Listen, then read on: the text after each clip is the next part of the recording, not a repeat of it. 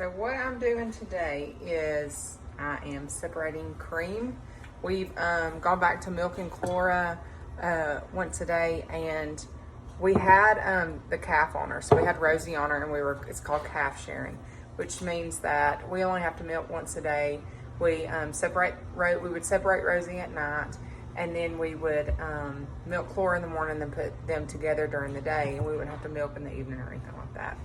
And so we just recently weaned Rosie, and so now we're back to full-time milk and chlora, and so we're getting a lot of milk. And so I'm going to go through the process of separating the cream to make butter. The easiest way to do that is to have a cream separator. And so what I've usually done is I'll just let our milk sit out for a little bit, and then I'll just skim the top of the cream off.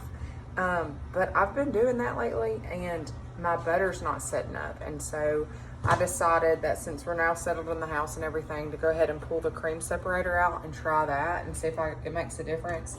But this is the cream separator that we use. Pretty sure it's German, Dutch, anyways. We haven't used this one specifically yet. It's brand new, so I'm getting it all cleaned. And the first thing that I have to do is I have to heat the milk up to run it through the cream separator. You can get it right off of the cow and put it straight in the cream separator, and it's good to go. You don't have to heat it up or anything, but since this has been in the fridge, I do have to heat it up. So that's what I'm doing right now. That one's cream is already on the top.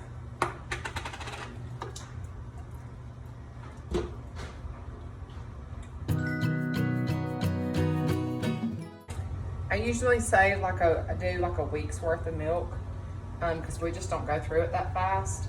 And after about a week, we've got our fridge is full, and so that's when I try to start making butter, go through the process. While that is warming up, I'm just gonna keep my eye on it and stir it pretty frequently so it doesn't burn on the bottom.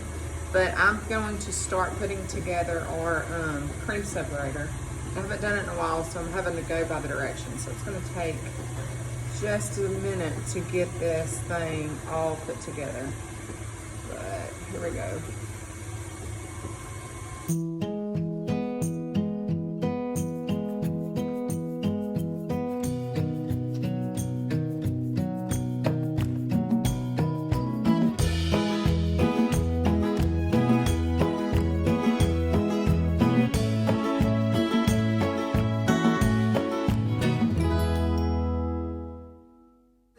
So the temperature I'm going for right now is 92. And we are at 89. So we're almost there. It's heating pretty fast. All right, we're at 92. I'm gonna let it get just a little bit warmer because I'm gonna have to let it sit for a second while I get the rest of the stuff set up. So I'm gonna let it go to about 93. Then I'm gonna turn it off. So we're there. I'm gonna turn it off and then go get set up. All right, so I'm gonna pour just a little bit in because we're gonna see how it works first.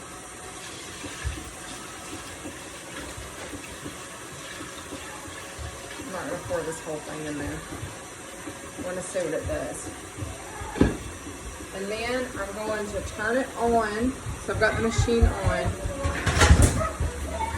You okay? So it's been about 30 seconds. We're gonna twist it, we're gonna open this up. And that milk is gonna start coming in.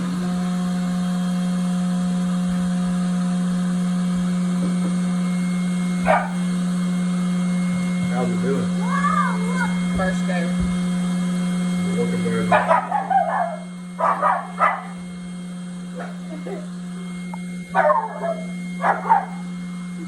You can't see it, but this is our skim milk coming out, and then don't put your hands in it. This is our cream's coming out on this side over here, and you can definitely tell the difference in what's cream and what's skim. So I poured the milk in there. I turned the cork to open it up, and it flows through these and filters it out. And so we've got our skim milk, which you can tell it's skim, and then we've got our cream.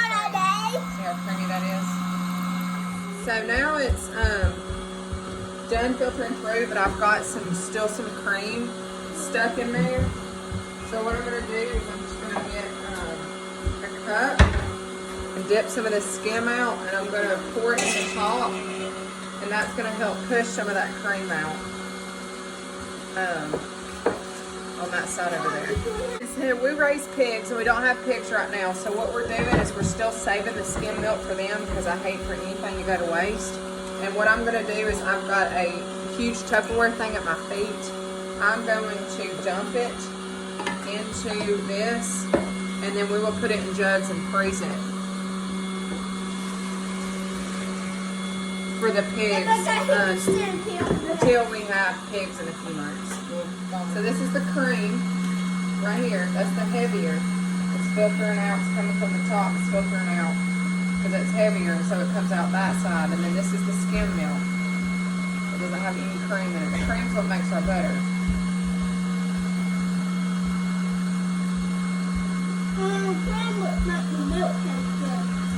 Yes. That's the skim milk that we're going to save and freeze for the pigs. We'll have pigs again in hopefully a couple of months. And then there's our skim. And there's our cream. Got my second pot on to heat up. And the reason that looks whipped on top is because I took what I had in the blender that I was making butter, and I went ahead and poured it in there so that it can separate better. And so the second pot is heating up. I'm gonna heat over here from the first batch that I'm fixing to put into the mixer, and we're gonna see if it will set up better. So I'm just going to pour this in. The mixer's dirty from where I was trying to make that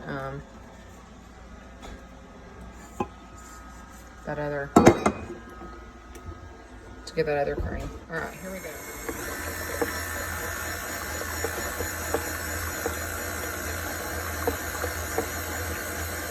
Just to help the splatter, like you can kind of see splatter right there. Once it gets going good and fast, it'll kind of slosher everywhere. So we're just going to go back over here and make sure that we keep this good and stirred so the bottom doesn't burn. That is whipped cream. So if I wanted whipped cream, that's what I've made, is whipped cream when it was in the mixer. But we don't use whipped cream enough for it to really benefit us, and so I'd much rather have butter. So,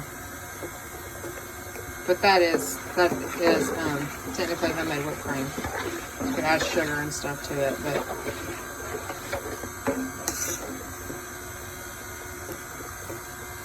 it wouldn't get utilized. Butter gets far more utilized here. This is how fast this butter. This is already into butter, so definitely worth separating the cream today. Evidently, I'm just haven't been skimming enough off the top, right?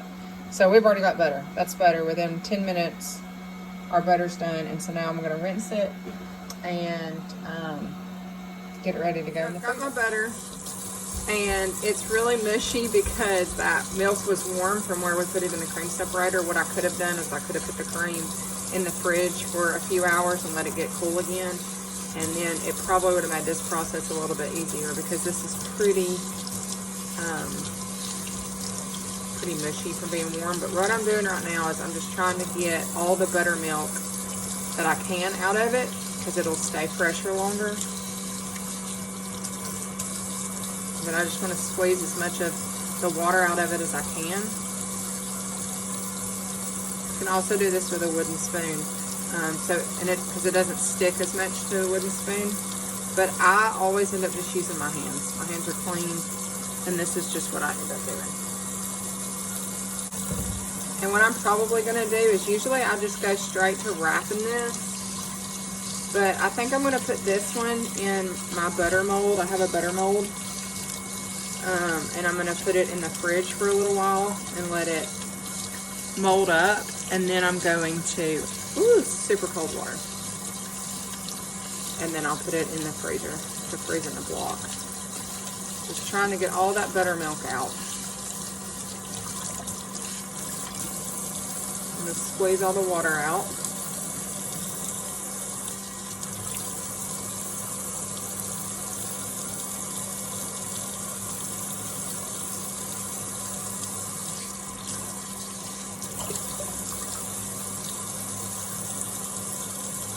I'm also going to add some salt to this. That's what my next step is going to be.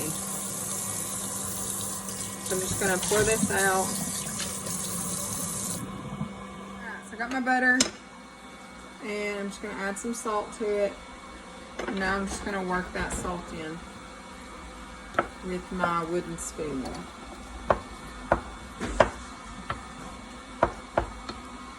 And you can also tell the difference in butter in the like spring and summer versus wintertime. You can see that this is not as yellow as it usually is because they just don't have the grass they usually do. They're eating hay, they're eating their alfalfa we're giving them, but they just don't have that, that grass right now. And so you can tell what a difference it makes in the butter.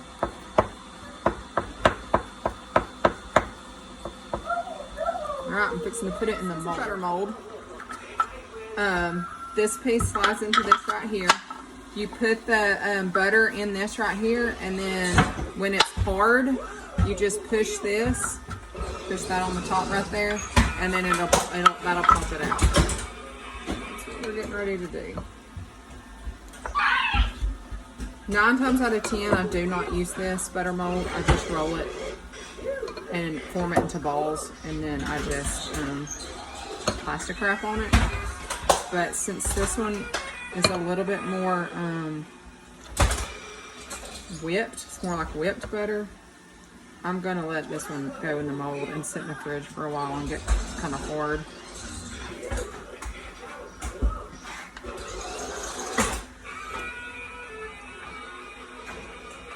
And I do only have one butter mold. So actually I have 2, but I have the other one I have is like a teeny tiny one, and I just use it for decorative purposes. But this is the one that's like actually useful, the only useful one I have. So this other butter right here, I'm gonna go ahead and just wrap up like I usually do.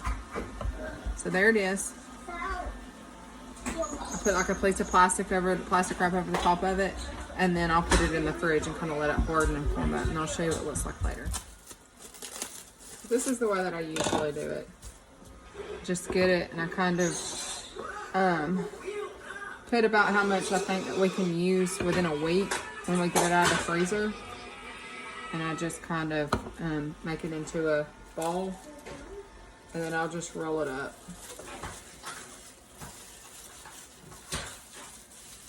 And I will double plastic wrap it just because I want it to stay good longer, just in case, especially in the summertime when we're getting a ton of cream, just all the grass and stuff they're getting, and we're getting a ton of butter. We don't go through it as fast because we have so much of it, and so I make sure that I do a lot of seal it up pretty good.